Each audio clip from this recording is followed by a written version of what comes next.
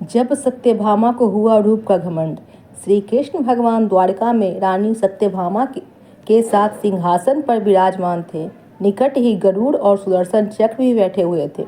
तीनों के चेहरे पर दिव्य तेज झलक रहा था। बातों ही बातों में रानी सत्यभामा ने श्री कृष्ण से पूछा कि हे प्रभु, आपने त्रेता युग में राम के रूप में अवतार लिया था। सीता आपकी पत्नी थी, क्या वे मुझसे भी ज़्यादा सुंदर थी? द्वारकाधीश समझ गए कि सत्यभामा को अपने रूप का अभिमान हो गया है। तभी गरुड़ ने कहा कि भगवान, क्या दुनिया में मुझसे भी ज़्यादा तेज गति से कोई उड़ सकता है? इधर सुदर्शन चक्र से भी रहा नहीं गया और वे भी कह उठे कि भगवान, मैं बड़े बड़े युद्धों में आपको विजयश्री दिलवाई है। क्या संसार में मुझसे भी शक्तिशाली कोई है? भगवान मन ही मन मुस्कुरा रहे थे। वे जान रहे थे कि उनके इन तीनों भक्तों को अहंकार हो गया है और इनका अहंकार नष्ट करने का समय आ गया है। ऐसा सोचकर उन्होंने गरुड़ से कहा कि हे गरुड़, तुम हनुमान के पास जाओ और कहना कि भगवान राम माता सीता के साथ उनकी प्रतीक्षा कर रहे हैं। गरुड़ भगवान की आज्ञा लेकर हनुमान को लाने चले गए। इधर श्री कृष्ण ने सत्यभामा से कहा कि देवी, आप सीता के रूप में तैयार हो जाएं। और स्वयं द्वारिकाधीश ने राम का रूप धारण कर लिया। मधुसूदन ने सुदर्शन चक्र को आज्ञा देते हुए कहा कि तुम महल के प्रवेश द्वार पर पहरा दो और ध्यान रहे कि मेरी आज्ञा के बिना महल में कोई प्रवेश न करे। भगवान की आज्ञा पाकर चक्र महल के प्रवेश द्वार पर तैनात हो गए।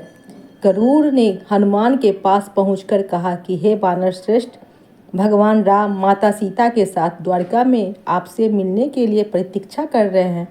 आप मेरे साथ चले, मैं आपको अपनी पीठ पर बैठाकर शीघ्र ही वहां ले जाऊंगा। हनुमान ने विनयपूर्वक गरुड़ से कहा, आप चलिए, मैं आता हूँ।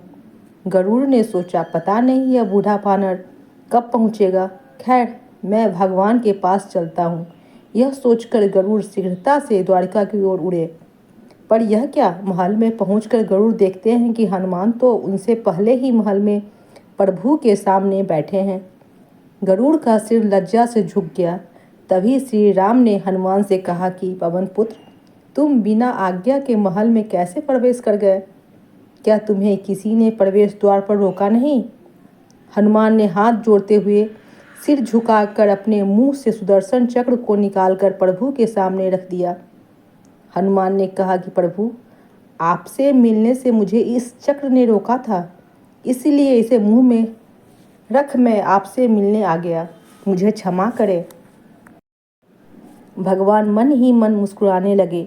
हनुमान ने हाथ जोड़ते हुए श्री राम से प्रश्न किया, हे प्रभु, आज आपने माता सीता के स्थान पर किस दासी को इतना सम्मान दे दिया कि वह आपके साथ सिंहासन पर विराजमान है?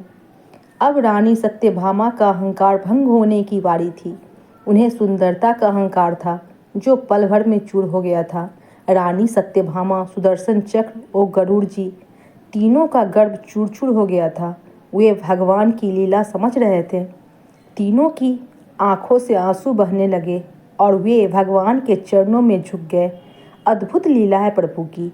अपने भक्तों के अहंकार को अपने भक्त द्वारा ही दूर किया उन्होंने। क्या दिया था सत्यभामा ने संदेश?